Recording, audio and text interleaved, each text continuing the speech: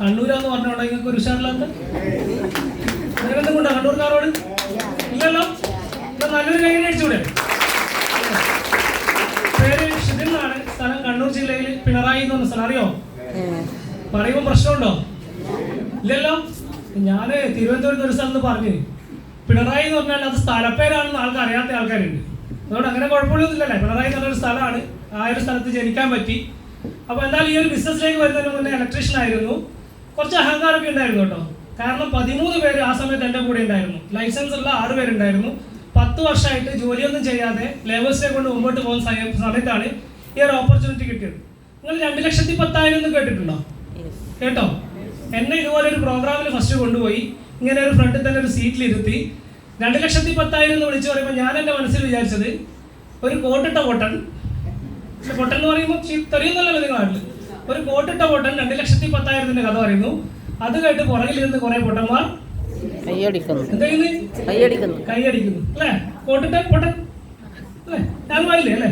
അപ്പോൾ അതുകൊണ്ട് തന്നെ 1.5 വർഷത്തോളം ഈ 2,10,000 എന്ന് പറഞ്ഞ എമൗണ്ട് കേട്ടപ്പോൾ 1.5 വർഷത്തോളം ഈ ഒരു ഓപ്പർച്യൂണിറ്റി നിന്ന് വിട്ടു നിന്നു. എന്തുകൊണ്ടാണ്? 2,10,000 ഒരാഴ്ച എന്ന് പറയുമ്പോൾ ഒരു ദിവസം എത്രയാ? 30,000 അല്ലേ? അതിന് 30,000 എന്ന് പറഞ്ഞാൽ നമുക്ക് ചിന്തിക്കാൻ പറ്റും ഒരു ദിവസം.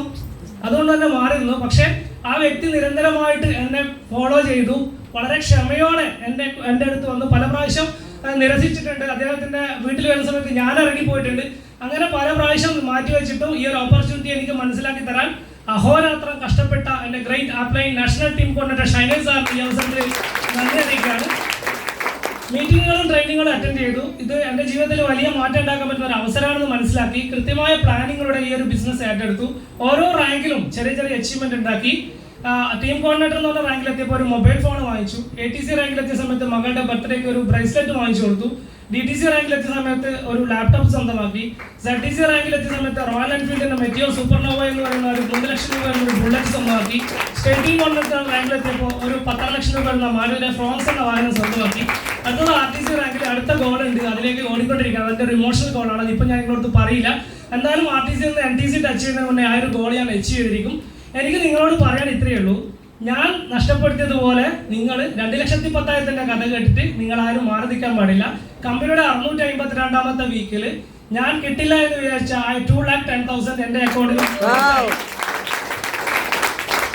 ശക്തമായിട്ട് നിങ്ങൾ എല്ലാവരും ഈ ഒരു ഓപ്പർച്യൂണിറ്റി എടുക്കുക. ആരാണോ നിങ്ങളിവിടെ കൊണ്ടുവന്നത് അവരോട് കൃത്യമായിട്ട് കാര്യങ്ങൾ മനസ്സിലാക്കിയിട്ട് ഈ ഒരു പ്രോഗ്രാമിലൂടെ നിങ്ങൾ വലിയ വിജയങ്ങൾ ഉണ്ടാക്കുക. എനിക്ക് നിങ്ങളോട് ഒരു കാര്യം പറയാനുള്ളൂ. എന്തായാലും ഈ ഒരു 2 ലക്ഷം വലിയൊരു എമൗണ്ട് അല്ലേ അല്ലേ? ആ ഒരു 2,10,000 എങ്ങനെ വാങ്ങാൻ ഞാൻ 4 വർഷം കൊണ്ട് പഠിച്ചു. അപ്പോൾ അടുത്ത 4 വർഷം കൊണ്ട് ഞാൻ പഠിക്കാൻ വന്നത് 2,10,000 എല്ലാ ആഴ്ചയിലും എങ്ങനെ വാങ്ങാൻ. അതിന് വേണ്ടിയിട്ടാണ് ഇവിടെ വന്നത് കേട്ടോ. എൻ്റെ ടീമൊന്നും ഇവിടെ ഇല്ല. ഒരു പോസ്റ്റർ കണ്ടപ്പോൾ അല്ല, ഇന്നൊരു ഗ്രേറ്റ് ലീഡർ ഇവിടെ വരുന്നുണ്ട്. അദ്ദേഹത്തിന് ഒരു പോസ്റ്റർ കണ്ടപ്പോൾ എനിക്ക് പഠിക്കാൻ വേണ്ടിയാണ് ഞാൻ ഇവിടെ വന്നത്. എൻ്റെ ടീമിൽ ഒരാളിവിടെ ഈ പ്രോഗ്രാം അറ്റൻഡ് ചെയ്യുന്നില്ല. അപ്പോൾ അതുപോലെ ഒരു മനസ്സ് കാണിച്ചുകൊണ്ട് പ്രോഗ്രാം എപ്പോൾ നടക്കുന്നു ആ പ്രോഗ്രാം നിങ്ങൾക്ക് വേണ്ടിയാണെന്ന് മനസ്സിലാക്കി ആരും ക്ഷണിക്കാതെ എന്ന് നിങ്ങളിവിടെ വരുന്നു അന്ന് മുതൽ നിങ്ങളുടെ ജീവിതത്തിൽ വിജയം സ്റ്റാർട്ട് ചെയ്തിരിക്കും. Visual success. ജയ് ഹിന്ദ്. ജയ് മഹാരാഷ്ട്ര.